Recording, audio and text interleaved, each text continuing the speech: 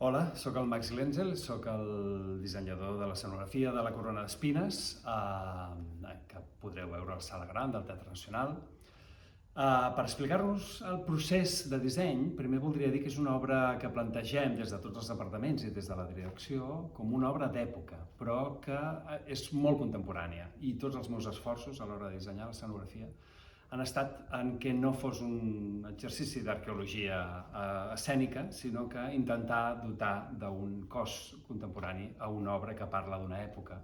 al segle XVIII. Veureu que hi ha un plantejament molt poc naturalista, però alhora he plantejat un espai que sí que genera una concreció, un paisatge, o vol explicar a partir de la realitat pictòrica de l'època la situació. Estem en una casa, a Solsona, una casa noble,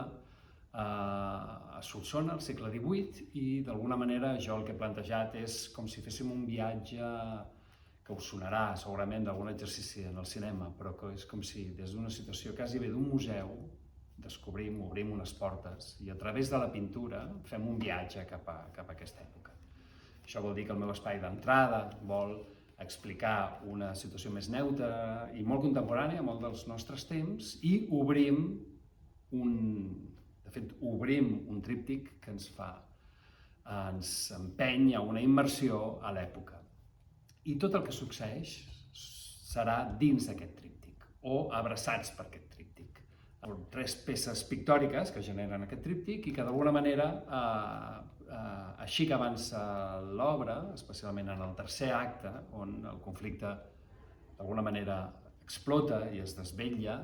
aquest tríptic deixa de tenir el funcionament habitual, que seria s'obre i el disfrutem, i comença a tenir altres espais, comença a contenir altres espais, i s'obren altres capes que hi ha al darrere, i veureu que aquí hi ha una mica de màgia teatral que pretén d'alguna manera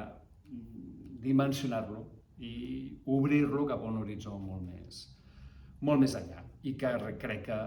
té la voluntat de connectar amb tots nosaltres.